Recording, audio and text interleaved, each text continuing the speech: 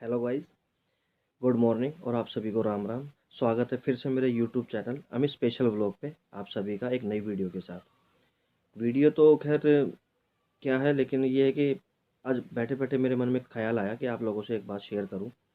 ये मेरी अपनी सोच है और शायद आप सब भी ऐसा ही मानते होंगे, लेकिन कुछ हैं, जैसे हम लोग कई बार देखते हैं अपने आसपास की सोसाइटी में, कि कुछ लोग हैं जो नहीं इन चीज़ों को इतना मतलब हिसाब से लेके चलते हैं कि अकेले रहना उनको ज़्यादा पसंद है। सोसाइटी में आजकल ये बात बहुत ज़्यादा हो गया है कि सोसाइटी का मतलब सिर्फ मियाँ बीवी बच्चे, मतलब परिवार में बड़े बूढ़ों की कोई अहमियत नहीं होती, कोई वैल्यू नहीं होती, उन्हें कुछ माना नहीं जाता। हर कोई आज ये सोचता है कि भाई मैं कुछ करूँ तो अलग हो जाऊँ, मैं आज अच्छा करने लग गया हूँ, अच्छी इनकम हो गई है, तो एक अपना अलग से आशियाना हो, ये हो वो हो सब कुछ।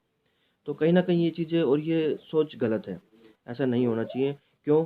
मैं आपसे इसलिए ये सब कह रहा हूँ कि मैं खुद एक जॉइंट फैमिली में रहता हूँ, जिसमें मेरे मम्मी पापा हैं, मेरा छोटा भाई, उसका परिवार है और मेरा अपना परिवार है। तो हम कुल मिला के एक घर में 10 मेंबर रहते हैं। और अभी हाल ही फिलहाल में 2 साल पहले मेरे दादाजी की डेथ हो गई थी।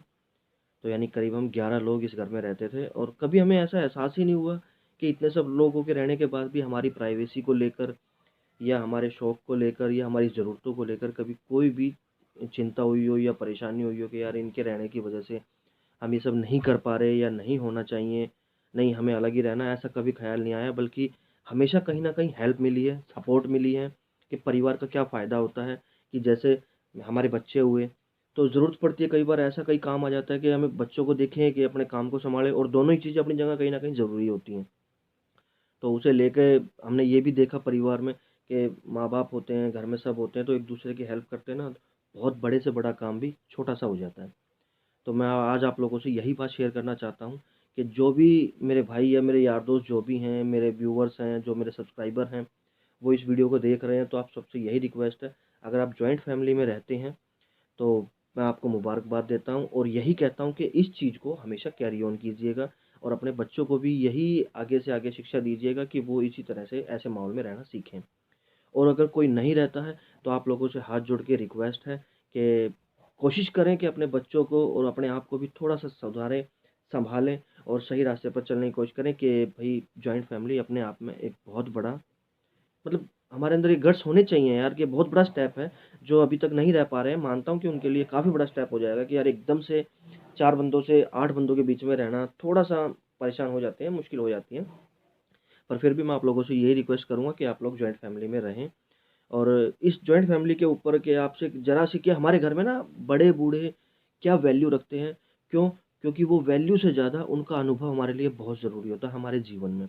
और ये अनुभव ऐसा है कि मेरे दादाजी ने एक बार एक किस्सा बताया था, मैं ये नहीं कहता कि हमारे घर में ही वो किस्सा बना हुआ है। तो मेरे दादाजी ने भी एक बार बैठ के हमारे को ये किस्सा बताया था। वही किस्सा आज मैं आप लोगों के साथ बता रहा हूँ कि एक बार ऐसा होता है कि जैसे आजकल लव मैरिज का बड़ा ट्रेंड है, क्रेज़ है। तो उसमें क्या हुआ कि एक लड़के की ऐसी शादी तय हो गई, मतलब वो एक लड़की से प्यार हो गया उसको। अब लड़की का जो बाप था वो शादी से ऐतराज़ कर गया। काफ़ी मनाने के बाद, काफ़ी मशक्कत के बाद वो लड़की का बाप मान गया। लेकिन उसने एक शर्त रखी कि भई शादी मैं एक शर्त पे करूँगा कि बारात में एक भी बड़ा, बुज़ुर्ग या बूढ़ा नहीं आएगा। मैं तभी शादी करूँगा अपनी बिटिया की आपके साथ में। तो उसने मान गया, क्यों? क्योंकि लव मैरिज थी भई, वो मानने को तैयार था और शायद वो शुरू से ही एक सिंगल फैमिली, मतलब कम मेंबर के उसमें रहता था, तो उसे भी कोई परेशानी नहीं थी। तो उसने सोचा कि यार बूढ़े करते ही क्या हैं? घर में बैठे ही तो रहते हैं, कोई काम तो होता नहीं है इनको, तो चलो छोड़ो यार, शादी करनी ज़रूरी है तो इनको छोड़ देंगे। घर गया, उसने ये बातें बोल दी कि भई बारात के लिए सब तैयार हो जाओ, और लड़की के घरवाले सब मान गए हैं। लेकिन उन्होंने एक शर्त रखी है कि बूढ़ा कोई भी नहीं जाएगा। सब बड़े-बुजुर्ग मान गए, क्यों? वो ज़िद कर सकते थे, लेकिन वो इसलिए माने कि वो जानते थे, उनका अनुभव है, उनकी ज़िंदगी है, वो समझते हैं कि अगर कोई रिश्ता बन रहा है और हमारे ना जाने से बन रहा है तो कोई बात नहीं, बच्चों की खुशी के लिए हम ये भी कर देंगे। लेकिन उनमें एक नाना था। अब वो वो नाना, या यूँ कह लो कि शब्द में ही नाना आ रहा है, मतलब नाना मैं तो नहीं मान रहा किसी की भी बात। तो वही चीज़ हुई। अब उसने बोला कि नहीं भई कुछ भी करो, मैं तो बारात में जाऊँगा। अब काफ़ी उसको मनाया, नहीं माने, बोला भाई कैसे भी करके लेके जाओ, मेरे को चाहे छुपा के लेके जाओ, कैसे भी करके लेके जाओ, लेकिन मैं जाऊँगा। बोला कि ठीक है भाई, नहीं मान रहा तो एक काम करो, इसको संदूक में बंद करके ले चलो, सामान के संदूक में, जो संदूक में सामान जा रहा है उसमें इसको ले चलो। तो मान गए, वो उसको ले गए।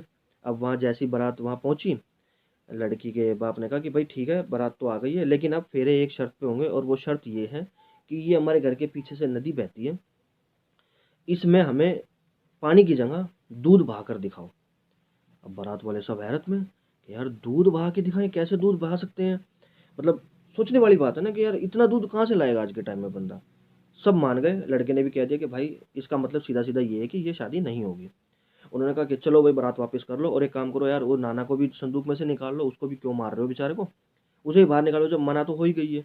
अब नाना को बाहर निकाला, नाना ने पूछा कि क्या हुआ भाई, बाहर क्यों निकाल दिया? बोले ऐसे ऐसे शादी नहीं हो रही है, बारात कैंसिल है, बारात वापस जा रही है, चलो। बोले बात क्या हुई है ये तो बताओ। लड़के ने बताया कि लड़की के बाप ने एक शर्त रखी है कि भाई बारात फेरे हम तभी करेंगे जब ये पीछे जो नदी बह रही है इसमें पानी की जगह दूध हम लाएंगे, दूध बहाएंगे। तो नाना बोला अरे यार बस बुला उनको, कि इतनी छोटी छोटी बातों पे शादियां टूटती हैं क्या? बोले छोटी बात, ये आपको छोटी बात लग रही है? बोला ये संदेश कौन लेके आया? बोले ये साहब लेके आए हैं। तो बुलाओ उनको। और उनको बुलाया गया। तो नाना ने बोला कि भाई ठीक है, आप एक काम करो, आप उन्हें बोल दो कि हम इसमें नदी में दूध बहा देंगे। तो वो पूछने लगा, जो संदेश लेके आया था वो पूछने लगा कि भाई ऐसा कैसे? बोले कि हमने दूध का बंदोबस्त कर लिया है, आप बस इसका पानी निकालने की कोशिश करो। मतलब हमने दूध का बंदोबस्त कर लिया बहाने के लिए, आप इसका पानी खाली कर दो। वो संदेश लाने वाला समझ गया, भाई ये तो चाल हो गई। अब क्या करता, वो संदेश लेके वहां चला गया। उसने कहा कि जी ऐसे ऐसे उन्होंने कहा है कि हमने दूध बहाने का बंदोबस्त कर लिया है नदी में, लेकिन आपको एक काम करना है कि उस पहले उसके पानी को खाली करो, तब हम दूध बहाएंगे। वो लड़की का बाप तभी समझ गया कि भाई पता करो कि उनकी बारात में कोई ना कोई बड़ा बूढ़ा जरूर आया है। तो मतलब मोरल क्या है इस कहानी का, मैं आपको ये बताना चाह रहा हूँ कि ये है बड़े बूढ़ों का हमारे साथ हमारे जीवन में रहना। कभी ना कभी छोटी छोटी बातों पे भी हमें ऐसे सिखा देंगे, जो शायद अगर आप दिमाग में रख लें तो हमारे लिए आगे बहुत ज़्यादा फायदेमंद होती हैं। हमारी ज़िंदगी जीने में, कठिनाइयों से लड़ने में, आगे अचीव कुछ भी अचीव करने में हमें एक तरह से समझ लीजिए सपोर्ट भी देती हैं, पावर भी देती हैं, उस परेशानियों से लड़ने की हमें क्षमता भी आती है। तो कुल मिलाकर इस कहानी में ये था कि आपके घर में अगर कोई बड़े बूढ़े हैं तो आपसे हाथ जोड़ के रिक्वेस्ट है कि उनकी मदद, मतलब मदद, सॉरी मदद कह रहा हूँ, कि उनका आप उनका ध्यान रखिए, आप उनका ख्याल रखिए, और दिल से उन्हें चाहिए जो भी उनकी उन आपसे जो सेवा हो सकती है वो आप उनके लिए सेवा कीजिए, उनकी ख्वाहिशें पूरी कीजिए, क्योंकि आपका असली रतन वही हैं। अगर आप उनके लिए अपने मूल से ज़्यादा प्यारे हो सकते हैं और अपनी रकम से ज़्यादा वो आपके लिए कुछ भी कर सकते हैं, तो आप भी उनको ठीक वैसे ही देखिए। ये आप लोगों से एक हाथ जोड़ के निवेदन है कि बड़े बूढ़ों का सम्मान कीजिए, क्योंकि जब आप उनका सम्मान करेंगे तो ऊपर वाला आपकी तरफ भी ध्यान ज़रूर देगा, और आस पड़ोस में भी आपकी इज़्ज़त ज़रूर बनेगी। और मतलब मेरा ये जो मैसेज है ये ऐसा नहीं है कि मैं किसी को ठेस पहुंचाना चाह रहा हूँ। अगर किसी को मेरी बात बुरी लगती है तो मैं हाथ जोड़ के माफ़ी चाहूँगा। और याद रखिएगा, हाँ एक लास्ट बात आपसे यही है कि मेरी हर वीडियो पे लाइक कीजिएगा, कमेंट कीजिएगा, शेयर कीजिए ज़रूर अपने यार दोस्तों को, अपने और भी जो जितने भी आपके सब फ़ैन फॉलोइंग है। आप कोशिश कीजिए कि मेरे चैनल को आप सब्सक्राइब करना ना भूलें। मेरे चैनल का नाम है अमित स्पेशल व्लॉग। तो आपको आज की ये वीडियो कैसी लगी, या मेरी ये जो भी एक छोटी सी कहानी थी आप सबको लेकर, कि आप जो आप बड़े हैं आप भी समझें, अपने बच्चों को भी ये चीज़ समझाएं, तो आप सबको ये कैसी लगी? थोड़ी सी कहानी लंबी हो गई है, थोड़ी सी वीडियो थोड़ी सी बड़ी हो गई है, लेकिन मैनेज कर लीजिएगा, कोई बात नहीं। तो आप सबको ये कैसे लगी मेरे को कमेंट करके ज़रूर बताइएगा, और तब तक के लिए गुड बाय।